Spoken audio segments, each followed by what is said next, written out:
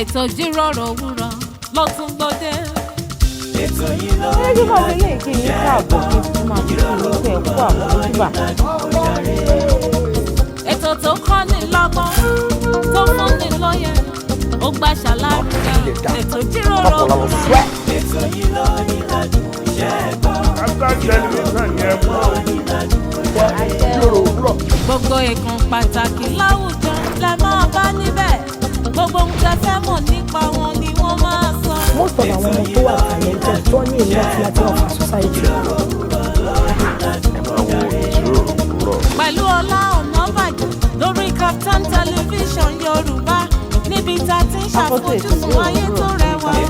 Yorùbá yín ẹ máa rí gòrò ẹ máa wo Startimes.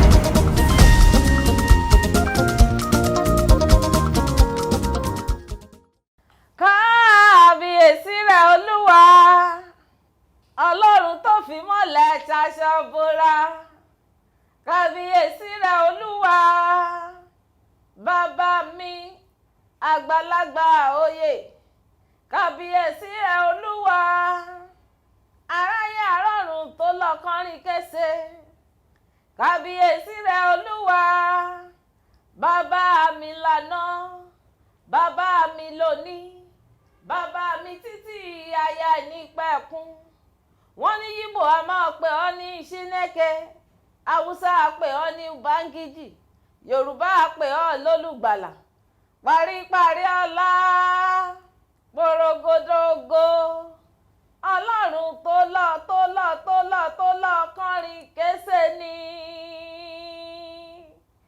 kábíyèsí rẹ̀ ọlọ́run ìyanu kábíyèsí ẹ àgbàlagbà oyè arúgbó ọjọ́ àdàgbà mọ́tẹ̀pá àdàgbà má pààrọ̀ oyè alábẹ́nú àsánsì alápá kábíkábí gbanigbani tí à ń sáyá kábíyèsí rẹ ìwọ ni mo forí balẹ̀ fún lóòrè ní ìwọ ni mo kúrú tí mò ń ga fún tí mò ń sọ pé ìwọ lọba lánàá ìwọ lọba lónìí ìwọ lọba títí ayé àìní pẹ̀kun kò sí ọba kan tó lè jẹ láláì ní ọwọ́ tiẹ̀ nínú ìwọ ni afọbajẹ àgbàlagbà ńlá bàbá mi tó bá lórí ohun gbogbo ìwọ ni mò ń ṣe kábíyèsí fún mo tún ṣe kábíyèsí lẹ́lẹ́ẹ̀kan sí i nítorí pé ìwọ nìkan náà ló ní gbogbo kábíyèsí gbogbo yín tẹ́tí darapọ̀ mọ́ wọn lórí ètò Ijiroro Owuro lóòrè ní tẹ́lẹ̀ yín ṣe kábíyèsí ìtìyín fún tó bá ti jẹ́ pé ó ti ní ẹnìkan tẹ́ ń ṣe kábíyèsí ìtìyín fún ẹ̀rọ ti wà ń bẹ̀ bí àṣà àwọn olóyìnbó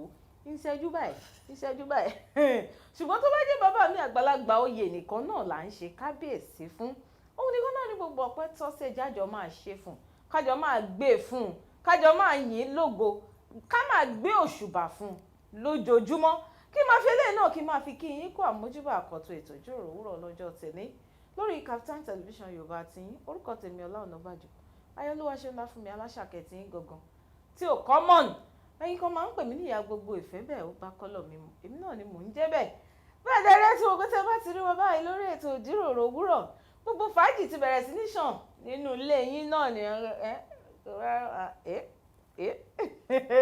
kí fàájì kó máa ṣe kí ni kó máa rotate wẹ́rẹ́wẹ́rẹ́ lọ́ọ̀dẹ̀ yín àti níbi gbogbo pátápátá tẹ́ ti darapọ̀ mọ́ wa lóòrè ní mo ti wá dé báyìí tí mo pé mi nìkan kan náà ni màá wá èmi àti kejì mi lájọ wá ẹ ti ń béèrè pé ọmọ tí ìmọ̀ ń ṣe ẹnu pépépépépépépé ṣé àjọ wá ni nípa àjọ wá ni ìyá wa ẹ káàbọ̀ sórí ètò ṣé dáadáa lẹ dé. ṣáàgó ń búgò. ṣé lóòótọ́. ṣé lẹ́ni tó yẹ pé bó ṣe ń sọ̀rọ̀ ni mo ṣe pé àìwò bẹ́ẹ̀ ni ọlá ṣe ń jó bí ẹni tó ń da rẹ̀ sí gbígbóná sí. èmi ìyáfẹ́ bẹ́ẹ̀ ni ó bá kọ́lọ̀ mi mu ẹnu kí n ròyìn mi. ẹnu gbọ́dọ̀ ro wà ẹnu gbọ́dọ̀ ro wà. wọn ò tún gbọ́dọ̀ fọ̀rọ̀ sísọ ṣèyànjú bá ṣe ń ṣe ìlọ. ìyá mi láti àṣe. látòrí di Monday títí di Sunday. lójoojúmọ́ ayé lọ́jọ́ kan á ṣáà sọ̀rọ̀. ó sú mi o. wọ́n rẹ̀ pé ìyẹn ti wá di tán sọ pé nǹkan ti wá di bárakú. ó ti di bárakú o bá wà sórí ètò gan bíi pé a fẹ́ offload nǹkan tán jẹ́ ká offload. bẹ́ẹ̀ni ọba ti dé pẹ́pẹ́pẹ́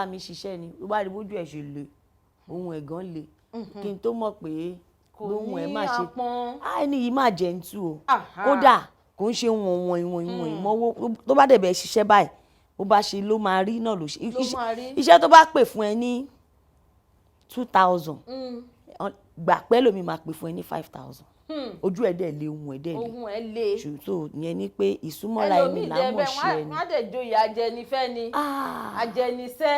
àwọn tó ẹ ti awárí ìtọ́jú ẹ tutù practical example ni mo sọ ìtọ́jú ẹ tutù ló pé ṣe 2,000 5,000 yẹn bẹ́ẹ̀ ni mo sọ fún ẹ bẹ́ẹ̀ ni.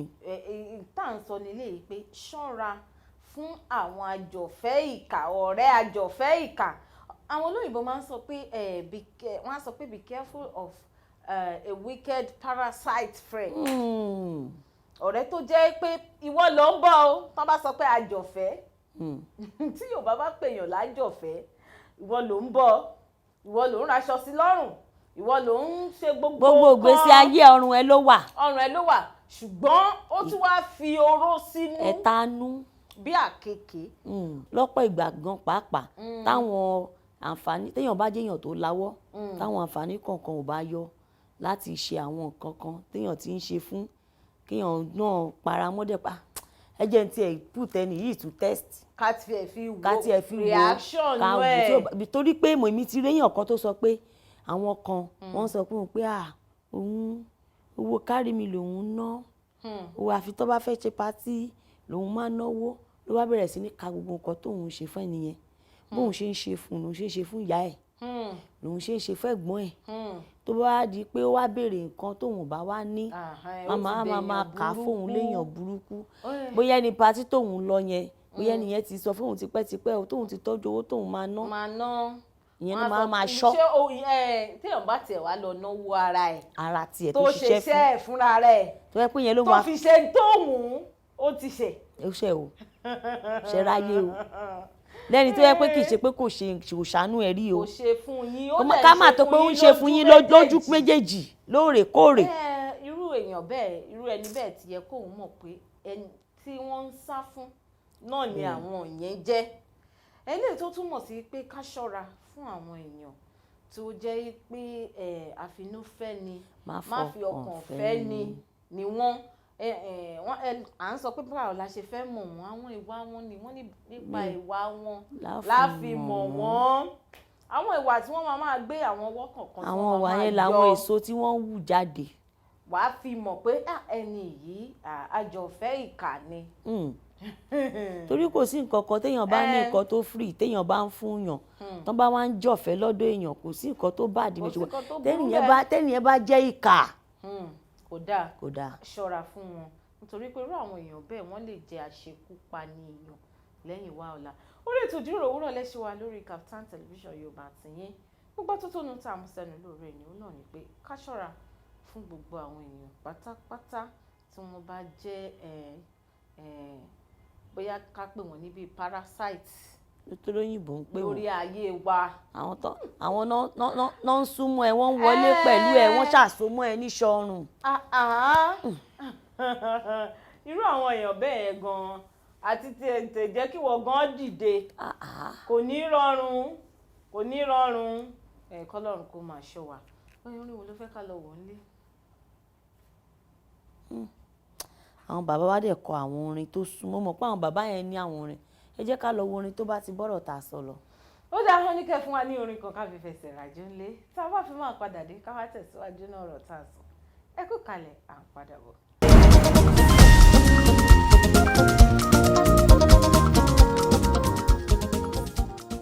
ẹ káwọn padà sórí ètò Ìjíròrò Òwúrọ̀ lórí Kaftan Television Yorùbá àtìyín wọ́n fẹ́ ní ẹjẹ́ ṣe ń darapọ̀ mọ́ amúsọ fún wa nígbà tá a dé orúkọ tèmi Ola Onabajo bẹ́ẹ̀ lẹ́rí ìkejì mi náà wà ní kalẹ̀ náà wà ń bí o àjọ wà ní o Adeyemo aya wọn lóńdó òkè àgbà àkókò.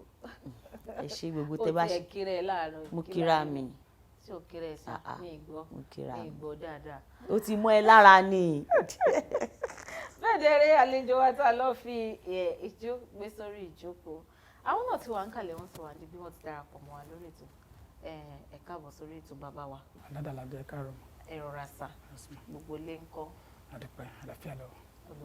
olúwa ṣeun. olúwa ṣeun ẹ ti rí i pé àwọn tiwa gangan ni torí mo ti ń gbọ́ àlàáfíà ló wà. àlàáfíà ni àlàáfíà ni gbogbo wa wà. ẹ máa gbà wá bẹ́ẹ̀ bá ṣe rí wa lórí ètò lénìí nítorí pé ẹ ti mọ̀ yìí pé lórí ètò Ìjíròrò Òwúrọ̀ gbogbo lọ́rẹ́ wa bẹ́ẹ̀ni àti Yíbò àtàwùsá o gbogbo ni ọ̀rẹ́ tiwa. n tó tiẹ̀ ṣẹlẹ̀ ni pé àwọn tẹ̀ wá lọ jẹ́ ará òkè ọ̀hún ni o wọ́n gbọ́ Yorùbá dáadáa. ẹ káàbọ̀ lẹ́ẹ̀kan sí bàbá wa jàre gbogbo àwọn ará létí rí ojú yín ẹ bá wa ṣe àfihàn ara yín orúkọ yín fáwọn ará yín. orúkọ mi ni Isaac Agwu Obasi. àti sọ fáwọn ará ilé náà tẹ́lẹ̀ Mr. Isaac Agwu Obasi. orúkọ mi. ọmọ ìlú wo nìyí náà. ọmọ ìlú Igbo Abia State ni mi ṣùgbọ́n Èkó ló bí mi sí. nígbà tá a gbédè lẹ́nu bẹ́ẹ̀ni wọ́n ní ọmọ ìlú. níbo náà bí yín sí lẹ́kọ̀ọ́. Surulere ló bí mi sí. ó pọ̀ nísàlẹ̀ ń bí lọ́dọ̀ wa bí lára ń di ojú ẹlẹ́gbà gbogbo ẹ̀ mọ́ mu sí ọmọ Èkó nìyí bẹ́ẹ̀ ni o Èkó ní bàjẹ́ o. ó bàjẹ́ tí kò ní bàjẹ́ ẹ ṣeun bàbá wa ẹ ti a ṣe báyìí kí ni irúfẹ́ àwọn iṣẹ́ wo lẹ máa ń ṣe gbogbo iṣẹ́ tẹ máa ń ṣe pátápátá. Akọ̀wé ni mí and activist náà ni mí. A máa sọ pa ìjọba tó dá and create awareness so that àwọn èèyàn máa mọ̀ iṣẹ́ tí ìjọba ń ṣe. ẹ̀yin sọ̀rọ̀ ẹ jẹ́ akọ̀wé writer òǹkọ̀wé torí tẹ bá pè ra yín lákọ̀wé alákọ̀wé bóyá ẹ jẹ́ secretary níbi iṣẹ́ kan òǹkọ̀wé ni yín book writer and report writer news writer òǹkọ̀ròyìn bẹ́ẹ̀ ni òǹkọ̀ròyìn nípa gbogbo nǹkan tó ń lọ láwùjọ àbí lórí ètò òṣèlú o lórí ètò gbogbo ẹ̀ òṣèlú ni o economy ni o social ni o àti bẹ́ẹ̀ bẹ́ẹ̀ lọ ṣe ẹ tún ní ẹ jẹ́ activist fún good governance àbí ẹ jẹ́ àjìjàgbara fún ètò òṣèlú tó dára tó múnádóko lẹ́yìn yẹn tó kọ́ ẹni ẹ tún máa ń ṣe àwọn nǹkan míì àbí méjì tẹ mú lọ́kùnkúndùn. mẹ́jọ mẹ́rin yẹn.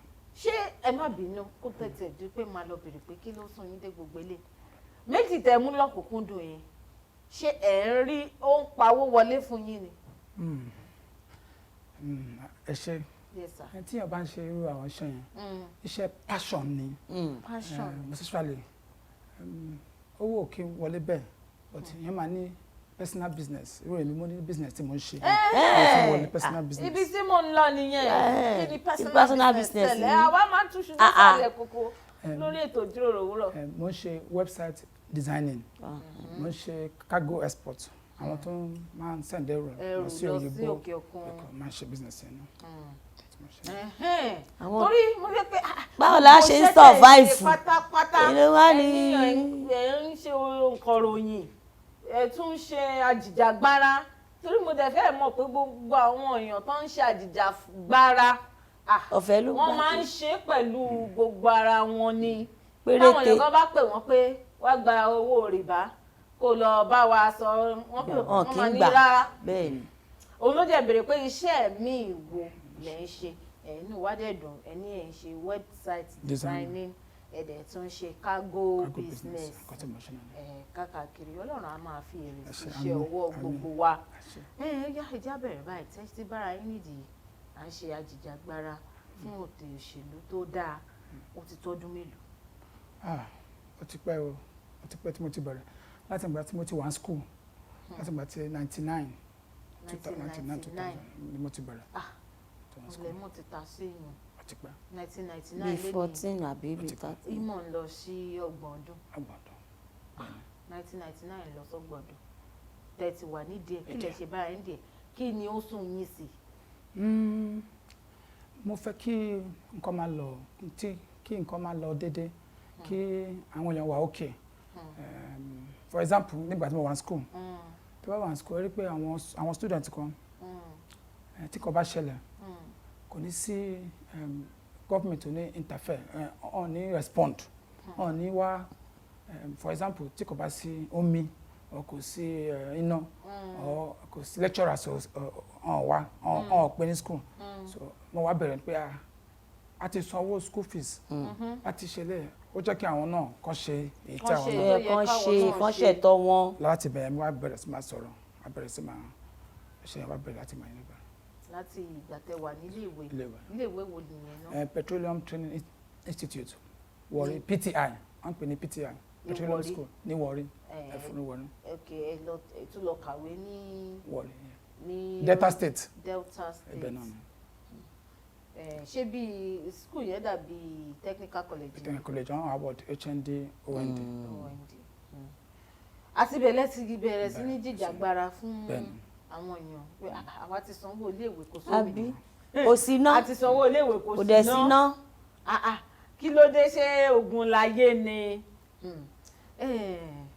bọ́dà wa ẹjẹ́ àṣẹ báyìí èmi fẹ́ kẹ́ ẹ sọ̀rọ̀ yẹn kẹ́ ẹ sọ dáadáa ẹ má bẹ̀rù pé àbí ẹ fẹ́ lè sọ Yorùbá dáadáa bẹ́ẹ̀ bá ṣe lè sọ ẹ máa sọ bẹ́ẹ̀ bá ṣe lè fẹ́ torí pé a fẹ́ gbádùn yín dáadáa bẹ́ẹ̀ dọ́ba délẹ̀délẹ̀ lórí ètò léèní a fẹ́ kẹ́ ẹ túraká a fẹ́ kẹ́ ẹ sọ gbogbo ohun tó wà nínú yín nígbà tẹ́ ti wá ń ṣe iṣẹ́ ajijagbara fún ètò òṣèlú tó dáa láti bí ká lè sọ pé bí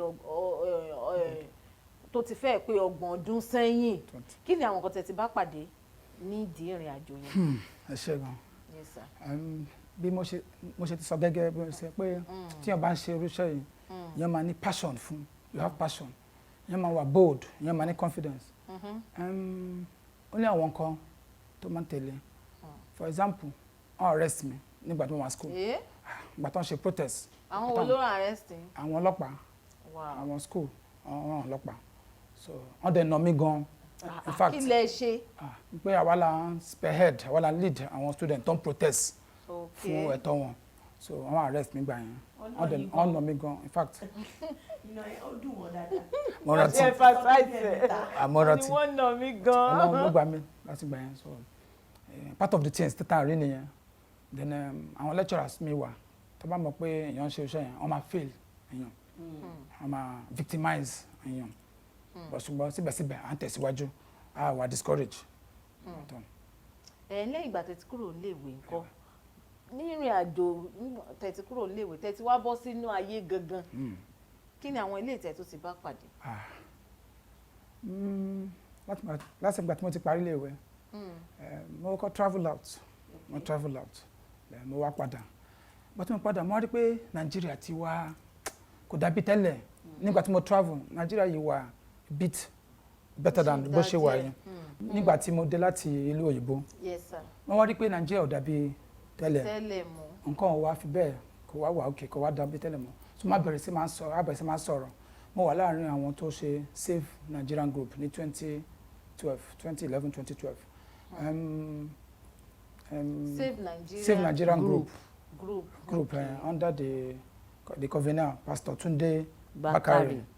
So a ṣe yẹn gbà yẹn ní ìjọba Jonathan a rí pé àwọn èèyàn sọ́fà ń gbà yẹn nǹkan ọ̀fẹ́ bẹ́ẹ̀ wá so àwa jáde a sọ fún yín pé kàn demand fún good governance kí rise cost kó wà reduce so that people can get benefit of government and their tax they are being paid. Káwọn èèyàn béèrè fún ìgbé ayé tó dáa kí oúnjẹ kó ṣíìpù yàntúrẹ́rẹ́ kó pọ̀ kí iná wà medical ọ̀nà ètò ìlera kó jẹ́ ọ̀fẹ́ torí àwọn ètò ìlera nísìnyí ẹni tí ò lówó gan kò tiẹ̀ lè. ẹni tó bá lówó ń ṣe ó máa kú ni. Ọlọ́run dákun ẹ máa sọ̀rọ̀ yín nìṣó. Láti ìgbà yẹn a ṣe protest ní 2012 yẹn àti àparí ẹ̀ then ìyẹn náà lọ bẹ́ẹ̀ a tún continue títí di nsìn mo wà involve àwọn tó. Protest ẹ jẹ́ n béèrè lè protest tẹ́ ṣe ní 2012 kí ni ẹ ṣe àwọn ìyànjú wo lẹ gbà àwọn àgbègbè wo lẹ dé. Major thing ni pé wọ́n pè wá nípa subsidy removal. nígbà yẹn wọ́n increase owó epo so wọ́n dẹ̀ ní wọ́n fẹ́ yọ subsidy Nàìjíríà á ní rárá tó bá yẹ subsidy yẹn owó epo máa ń wọ́n pé kán wá bó ṣe máa ṣe kí hardship máa wà lórí àwọn Nàìjíríà so bá ṣe ṣe nìyẹn nígbà yẹn ìyẹn dẹ̀ lọ bẹ́ẹ̀ nígbà yẹn the government wọ́n wá force they had to reduce the price of the fuel then so nígbà yẹn a succeed nígbà yẹn. Irú ẹgbẹ́ Save Nigeria tẹ́ ẹ wà yẹn ṣé irú ẹgbẹ́ yẹn activist ẹgbẹ́ àwọn ajijagbara yẹn ṣé ó sì fẹsẹ̀ múlẹ̀ náà báyìí. Kò dàbí tẹ́lẹ̀ mọ́ pé oníkálukú ó ti wá débi political party nísìnyí even the convener Pastor Tunde Bakare ó ti join party APC so but ayé continue pẹ̀lú ṣe tá à ń ṣe àti create awareness. Ṣọwọ́ túmọ̀ sí pé irú Pastor Tunde bẹ́yẹn wọn ò ṣe agbátẹrù political activist àwọn group ajijagbara yẹn mọ́. Ó yìí ń ṣe but nǹkan tó wà bẹ́ẹ̀ ni pé èèyàn wọn ló di president ń sìn Pastor Tunde Bakare mọ̀ pé ó ṣe vice ní under Buhari bọ̀ǹgbà yẹn ọ̀hún win so ìgbà tí Buhari wá wọlé wọ́n dàbí pé òun àti Buhari wá ń ṣe sókò wá dàbí tẹ́lẹ̀ mọ́ àwa yìí ń tẹ̀síwájú lọ kó tá a ṣe nìyẹn. ń tẹ̀síwájú ní àwọn ẹ̀yin tẹ́ gẹ́gẹ́ bí activist ajijagbara fún ètò òṣèlú tó dáa tó dán mọ́rán kí ni àwọn ẹgbẹ́ wo ìmí ìwọlẹ̀ tún ti darapọ̀ mọ́ táwọn náà dẹ̀ ń jìjàgbara báyìí.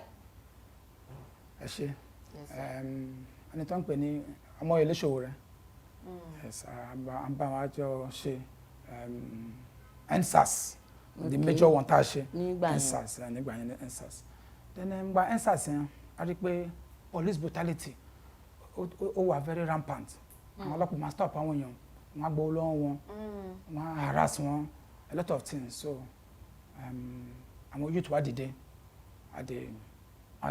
we join them and an end to EndSARS in fact nǹkan tó wá ń ṣe àmọ́ àwọn èèyàn tó ti wá àwọn èèyàn tó ti gbé tó ń rí wọ́n kàn rí àwọn young boys tó dress fine tó look good wọ́n á gbé wọn lọ wọ́n máa demand owó fún so much things so láti gbà yẹn ayé continue tí dé sí.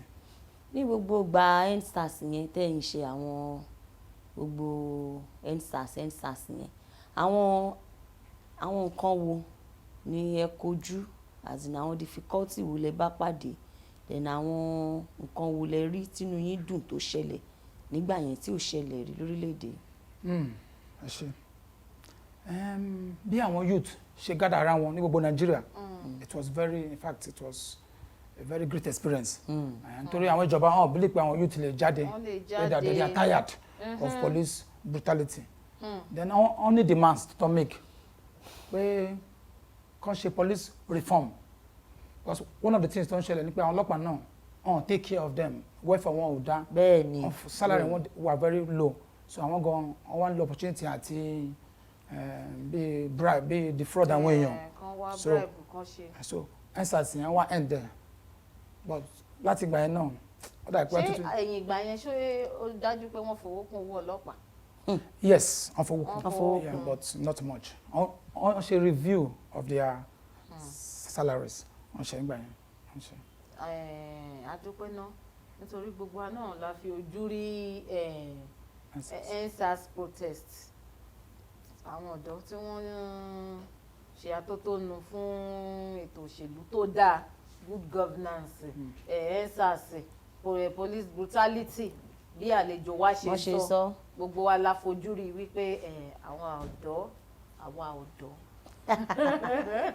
ọ̀dọ́ làwa náà àwa ọ̀dọ́ a ṣe gudugudu méje yàyà mẹ́fà tó sì jẹ́ pé ọ̀kan náà lára wọn ṣé ẹ jẹ́ ìbẹ̀rẹ̀ lè kó tó di pé a máa lọ sí òkè lọ́hùn náà ká lọ sinmi díẹ̀ ṣé ẹ̀yin náà ẹ wà nínú àpò èrò tí wọ́n kójọpọ̀ tí wọ́n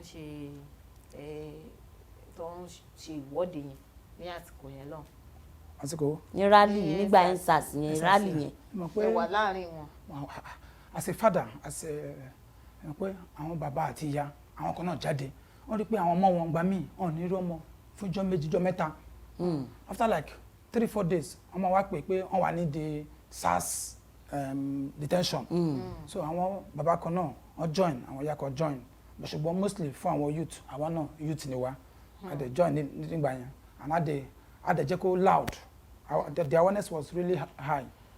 So àdúpẹ́ fọlọ́ jẹ́ ṣe báyà àlejò wa ìṣeun ẹ̀kú ìjókòó ẹ̀kú àtótónu látàárọ̀ afẹ́jọ́ òkè lọ́hùn ká fẹsẹ̀ rájó kẹ́yìn náà kẹsìmí dẹ́ orin wo lẹ́yìn nífẹ̀ẹ́ sí tẹ́ ẹ fẹ́ ká lọ wò nínú ilé agodo wa lọ́hùn kẹ́ fi sinmi díẹ̀ níbí báyìí. orin tó wà òkè náà ni orin tó máa. ẹ̀yin ò ní ìfẹ́ sí orin. ẹni wọn fẹ́ sọ orin Yorùbá ni o orin èwo lẹ máa ń gbọ́.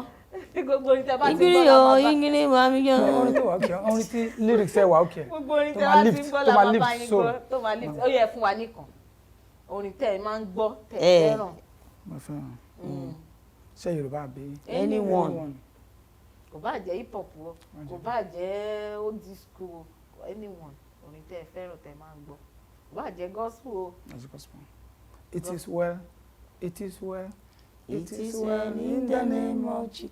It is well. Ebube kọ́ nìyẹn àbí kí lorúkọ ẹ̀ ta ló kọ yẹn náà. ṣé Samuel Ebube náà ni. ó dàbẹ̀. Samuel Ebube ni. ó dáa wọ́n ní ká lọ wo It is well láti ọwọ́ ẹni tó kọ ká fi fi ẹsẹ̀ ra kẹ́ni tó máa wá ẹni tó kọ́ kiri. ká bá padà dé ká wá tẹ̀síwájú nínú ọ̀rọ̀ tá a sọ ẹ kú kalẹ̀ à ń padà bọ̀.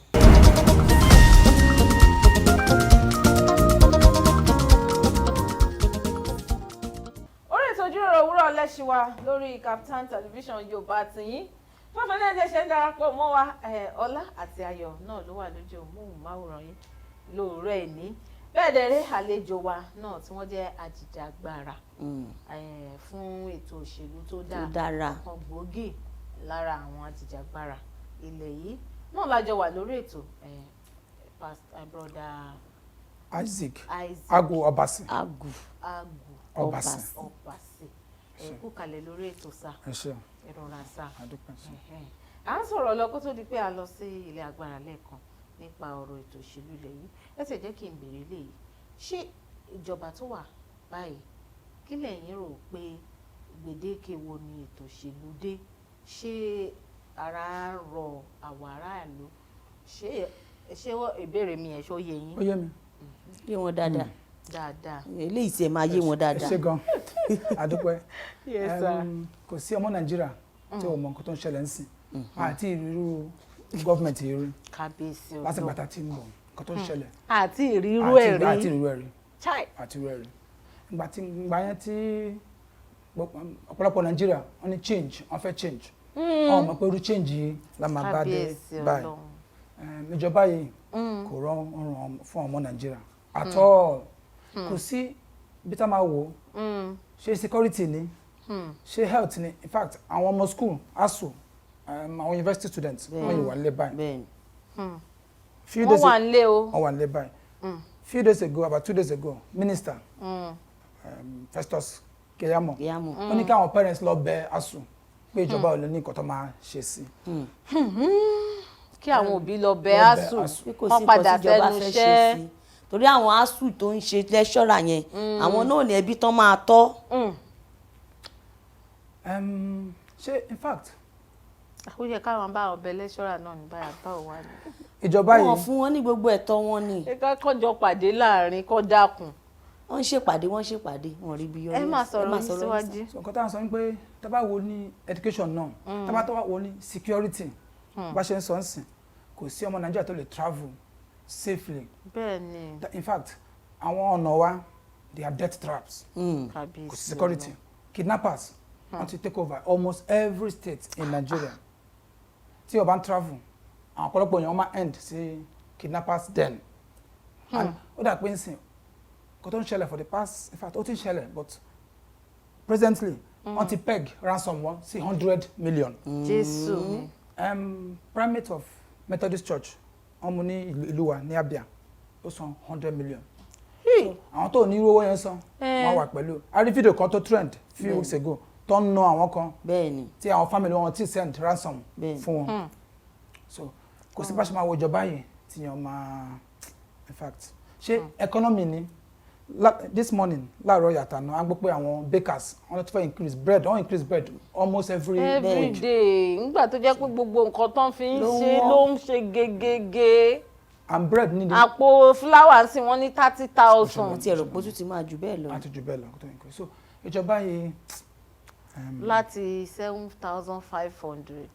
àbíkẹ́ máa sọ pa human rights tíyàn bá sọ̀rọ̀ báyìí àwọn DSS ó ní ọ̀rọ̀ wa kan báyìí ṣe lawyer wọ́n pè ní Inibẹ̀yẹ Fion a lawyer ní court ní Akwa Ibom State judge nítorí ó sọ̀rọ̀ as a lawyer judge ní kó lọ fi sínú ẹ̀wọ̀n for 1 month ó ti wà bẹ́ẹ̀ ó ti tó bí 2 weeks nísìn so human rights ní Nàìjíríà àwọn kan wà wọ́n ti disappear wọ́n kàn wá tíyàn bá sọ̀rọ̀ àárín wọn mọ́ ní kan tó pè ní Dadiyati ní Kaduna lecturer ní and others tó wà ní prison so human rights and these are the major tí ìjọba ò bá ṣe human rights security welfare and the rest in fact ó mì pé kò sí ìjọba so bá ṣe wà yẹ́dà pé kò sí ìjọba. ó dàbí pé kò sí ìjọba àlejò wa ń sọ̀rọ̀ nípa ọ̀rọ̀ ètò òṣèlú ilẹ̀ tá a wà yìí torí èmi béèrè pé gbèdéke wo ni òṣèlú dé torí àwọn jẹ́ àjìjàgbara fún good governance ètò òṣèlú tó dáa ṣùgbọ́n gbogbo ìtẹ̀sán gan ó bu omi tútù sí wa lọ́kàn ó bu omi tútù sí wa lọ́kàn nítorí pé ojoojúmọ́ búrẹ́dì ò ṣeé kàn ìrẹsì àwọn tó ń ṣe nǹkan tó ń lo ìyẹ̀fun fúláwà ti wíìtì wọn kò ṣeé kàn. ṣe báwọn yẹn wọ́n ti import wọn wọlé iṣu kan. iṣu ò ṣeé kàn. ẹ̀wà. gàrí ò ṣeé kàn. ata. ẹ̀wà ò ṣeé kàn. epo. epo ò ṣeé kàn. ká tó wá lọ síbi ẹja àtẹran. olówó gidi ni wá nìyẹn. lọ́run tó pọ̀ nípa àti agbára. What happened is that nǹkan tó ṣẹlẹ̀ ni pé àwọn farmers wọn ní lọ sí farm mọ́. bẹ́ẹ̀ni. tó bá lọ wọn máa kidnap wọn. bẹ́ẹ̀ni. àwọn state kan wà. ṣé wọ́n fẹ́ kébi pa wá ni.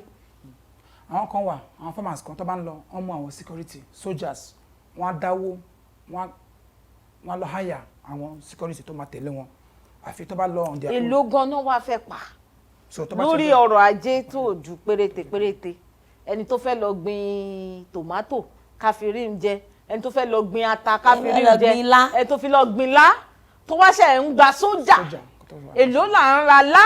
nílẹ̀ tó wà nílẹ̀ fún wa tọ́lọ́ ìgbà wo ni wọn á nílé lámẹ́rin ní 500. bẹ́ẹ̀ ni. ọ̀rọ̀ tòṣèlú tá à ń sọ yìí kí lẹ̀yin rò pé àwa lè ṣe tí gbogbo ẹ̀yin gẹ́gẹ́ bí ajijagbara fún ètò òṣèlú tó já giri.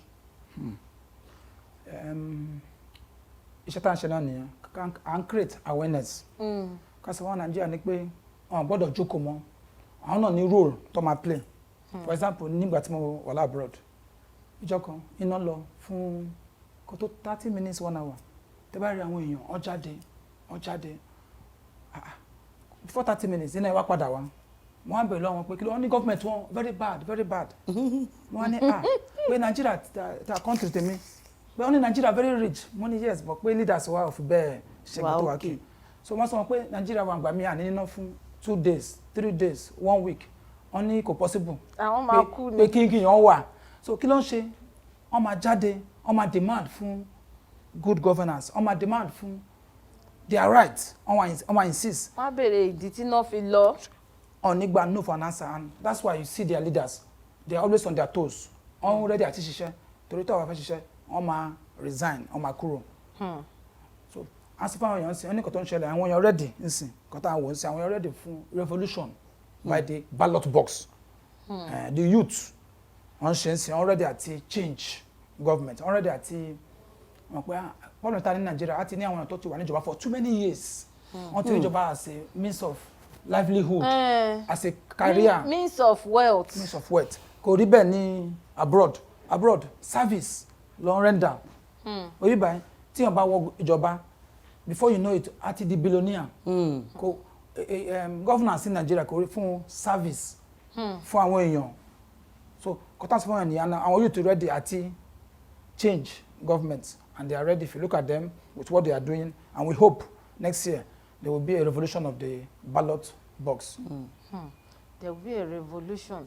Ẹ tí ẹ jẹ́ kí mi wá béèrè lè iná ká tẹ̀ tó padà sí pé àwọn èèyàn ti ṣetán láti tún jìjàgbara fúnra wọn láti dìbò yan ẹni tó wù wọ́n.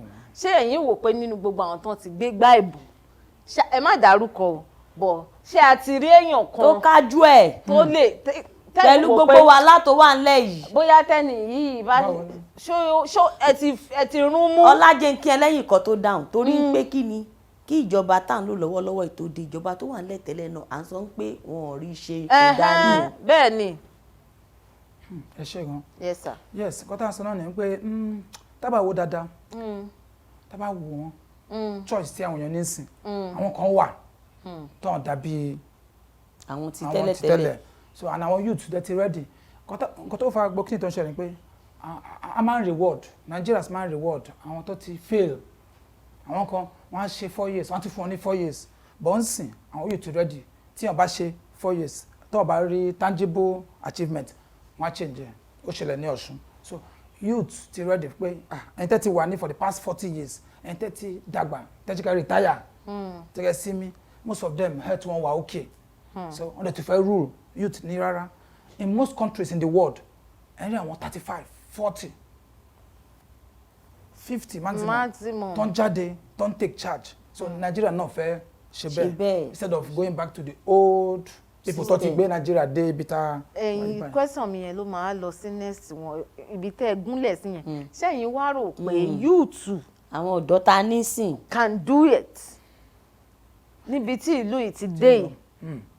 tá bá ní youth à ń sọ pa responsible youth àwọn youth kan náà wà tó wà responsible so youth tó wà responsible tí at least àti check wọn then some àwọn náà kì í fi bẹ́ẹ̀ ṣe youth but the antecedent until because the major thing tí Nigeria ní ni corruption ti pọ̀ jù àwọn tó wà níjọba before you know it owó tán in fact gbogbo ọmọ wọn on school ní Nigeria nítorí ẹ̀ ní ọ̀ṣẹ́ bọ́dà ń pa á sú in the last 1 or 2 months wọ́n ti tó 20 or 30 tó ń ṣe graduation ní different universities. labroad wọ́n á dẹ̀ tún post àwọn máa wò so bọ́n ń sìn àwọn kan wà tó ní pé yes àwọn youth ti pé ẹ jẹ́ àwọ̀ máa yá ó dẹ̀ wà ókè tó bá fún ọ ní ọdún 4 issue tó ṣẹlẹ̀ ní gọ́ọ̀mẹ̀ntì ọdún 7 tó ọdún double tó fún yẹn ló ti kọrí báyìí pátápátá ti change ẹ̀ lẹ́sẹ̀kẹsẹ̀ gbà tọdún 4 ti pé nǹkan tó àwọn youth bá ṣe nìyẹn pé ẹ̀ tó bá ṣiṣẹ́ láàrin ọdún 4 wọ́n ti resign èèyàn ti resign ẹni tó fẹ́ ṣiṣẹ́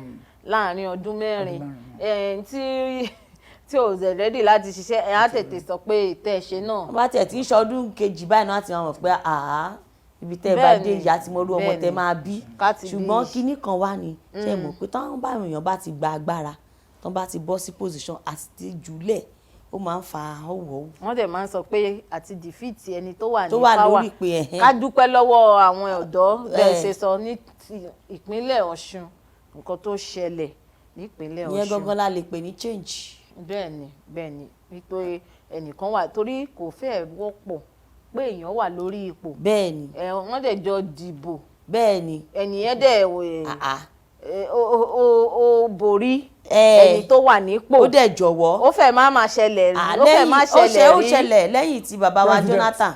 tó kúrò kan tó lé legacy tó fi sílẹ̀ nìyẹn ó dẹ̀ ṣe dáadáa gbà yẹn and new electoral act tó pass nsìn àwọn electoral malpractice gbà yẹn kò ní dàbí nsìn torí the voting pattern ti change. èdè ṣọ́ọ̀pù máa work. ó máa ṣiṣẹ́ nítorí beavers on trial election bó ṣe ń vote lọ́wọ́ máa record so ballot box yẹn wọ́n máa fi bẹ́ẹ̀ render bí useless. pẹ̀lú bẹ́ẹ̀ náà wọ́n sì rí àwọn wọ́n sì fẹ́ ṣe màgò náà.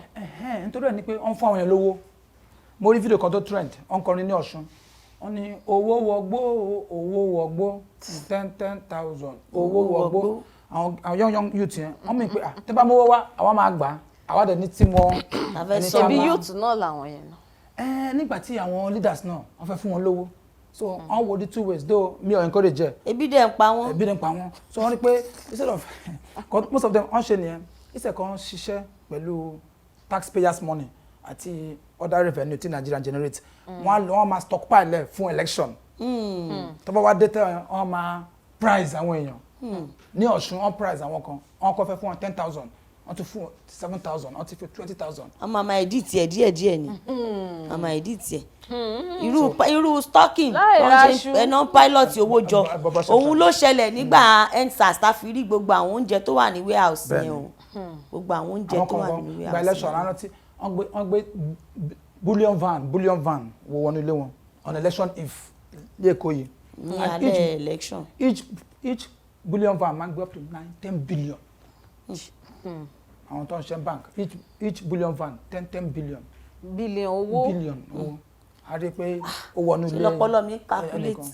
so imagine wọ́n dẹ̀ ti múra àti ṣe mí but àwọn youth wọ́n ti wake up àwọn náà ready especially nǹkan tó ṣẹlẹ̀ ní endsars yẹn tó ń shoot àwọn kan ní Lẹ́kì. àwọn youth tí wọ́n lazy. yes I'm ready. tí wọ́n ready láti fi apá wọn ṣiṣẹ́. ṣe tá bá sọ pé àwọn youth wọ́n ti ready ṣé ready wọn bíi ballot yẹn lè ń sọ. ballot náà ni.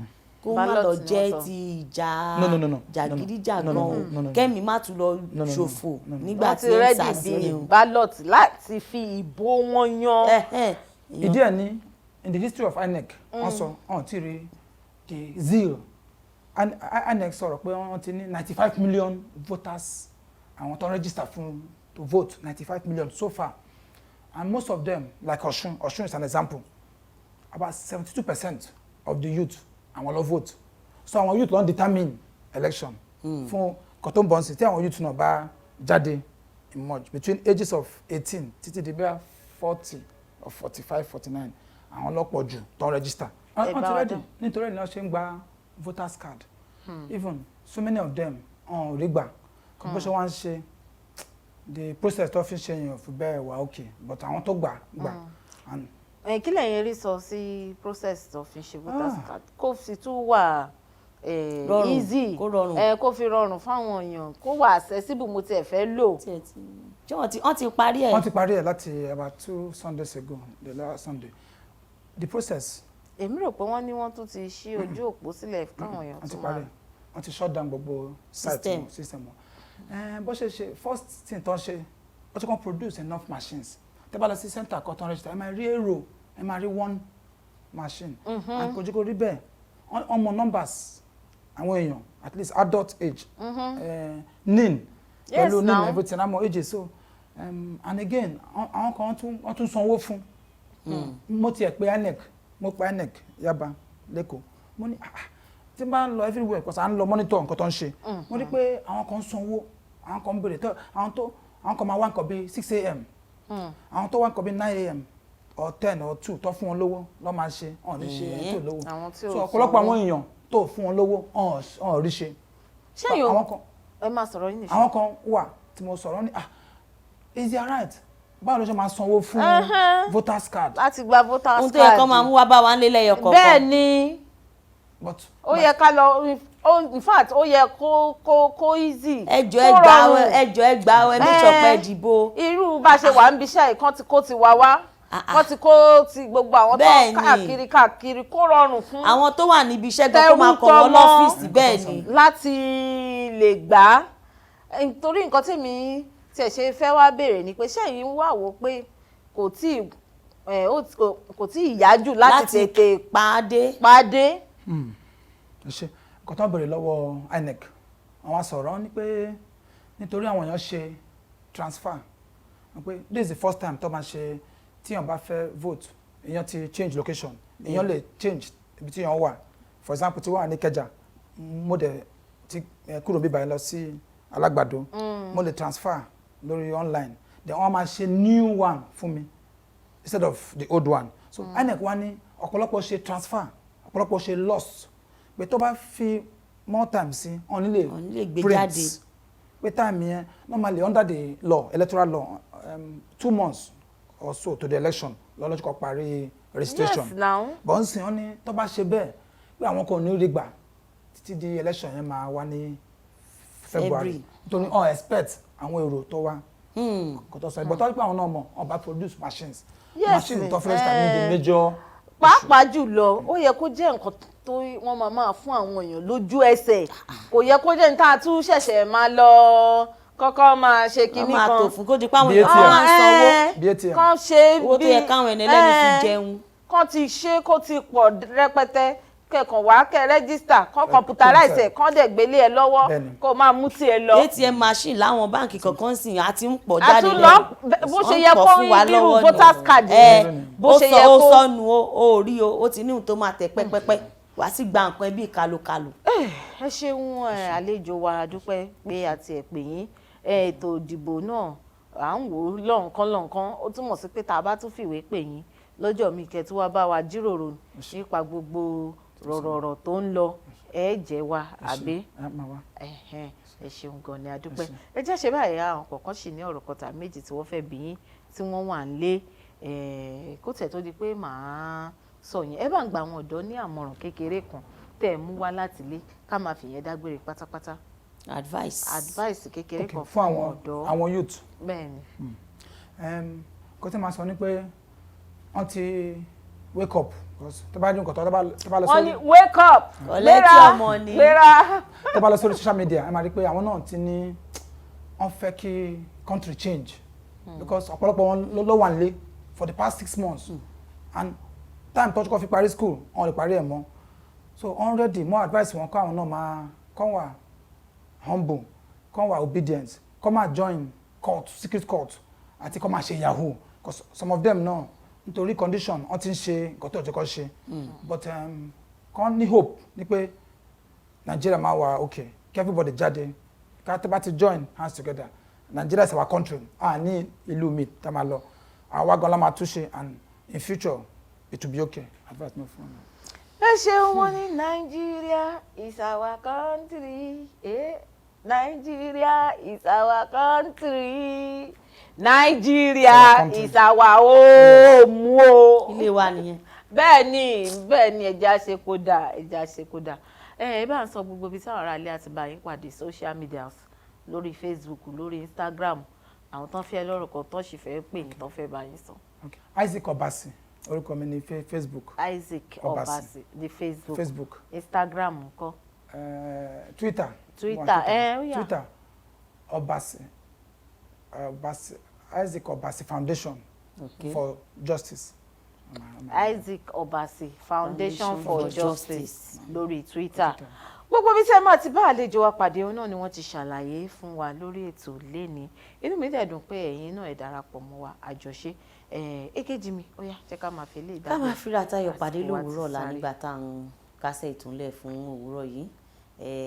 Láṣẹ Ìdùmarè orun ayọ̀ láòsùn lónìí tá ò sì jí símọ́lẹ̀ ayọ̀ lówùúrọ̀ ọ̀la. Tẹ́yin náà bá fẹ́ darapọ̀ mọ́ wa lórí ètò Ìjíròrò Òwúrọ̀ lè kàn sí wa lórí gbogbo ẹ̀rọ alátagbà èyí tó ń lọ lórí ẹ̀rọ amóhùnmáwòrán yín tàbí kẹ̀kàn sí èmi náà lórí ẹ̀rọ alátagbà Instagram àti TikTok @ayongbenu_alaga. Kí máa fi iṣẹ́ yìí lọ ní apá ọ̀dọ̀ tèmi Yetunde Adeyemo lórúkọ tèmi kí ọlá kó bá wa kásẹ̀ ìtúnlẹ̀ fún tòní.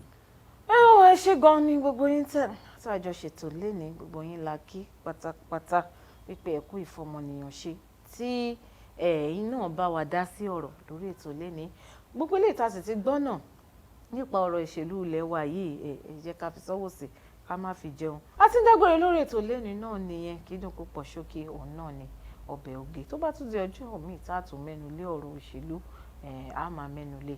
Orúkọ tèmi ò tí ì padà Ola Onabajo ni mo jẹ́ ayálúwa ṣeun ńlá fún mi aláṣàkẹ́tì yín gangan tí ó kọ́ mọ̀. Tẹ bá ní ọ̀rọ̀ kan tàbí méjì tẹ fẹ́ bá èmi náà sọ ẹ ti àwọn àtẹ̀jíṣẹ́ yín ṣọwọ́ sí mi @Onabajo Ọláwálé gbogbo social media handles mi @Onabajo Ọláwálé. Tó bá jórí Kaftan television Yorùbá lẹ ti fẹ́ bá a sọ̀rọ̀ @Kaftan TV Yorùbá ẹ fi gbogbo èròǹgbà yín ṣọwọ́ ẹ fi gbogbo àtẹ̀jíṣẹ́ yín ṣọwọ́ gbogbo ìlànà àríta máa fún yín ní èsì tó dára. Tẹ́yin bá dàbí àlejò wa tẹ́yin náà ní ọ̀rọ̀ ìlú yìí lọ́kàn tó ń gbé yín lọ́kàn tẹ́ ẹ fẹ́ wá sọ kọ̀ọ̀kan tàbí méjì fún wa ẹ̀yin náà ẹ tẹ àtẹ̀jíṣẹ́ ṣọwọ́ sí wa a máa gbé ìpè yín a sì máa dá yín lóhùn. Bá ti wá ń dágbére náà rèé àyè kù sílẹ̀ àyè kú àyè àrùn àyè ọ̀fọ̀ kó má kù sílẹ̀ fún wa kí Elédùmarè kó bá wa tún ìlú ìṣe ju bí ó ṣe wà lọ. Gbogbo ẹ̀yin tá a jọ wà lórí ìtẹ̀jájọ máa juwọ́ sáwọn ará lé pé láyọ̀ láti pàdé lóòrọ̀ ọ̀la. Bye-bye. Ètò Ìjíròrò Òwúrọ̀ ló tún gbòde. Ètò yìí ló ń Ẹjọ́ máa wọlé kí n káàbọ̀ kí n tún máa fi ìlú ẹ̀ kú àwọn ojúbà. Ètò tó kọ́ ni lọ́gbọ́n tó fún ni lóye ó gbà ṣàlàyé. Ètò Ìjíròrò Òwúrọ̀. ètò yìí ló ń ìlàjú iṣẹ́ gbọ́. Gbogbo ìkan pàtàkì láwùjọ lẹ máa bá níbẹ̀. Gbogbo ohun tẹ́ fẹ́ mọ̀ nípa wọn ni wọ́n máa sọ. Most of àwọn ọmọ tó wà talented tó ní ìlú àti láti ọ̀fà society. Pẹ̀lú Ola Onabajo lórí Kaftan television Yorùbá níbi tá a ti ń ṣàfojúsùn ayé tó rẹwà. Kaftan television Yorùbá yín ẹ máa yí kò ń bẹ́ ọ ẹ máa wo Kaftan.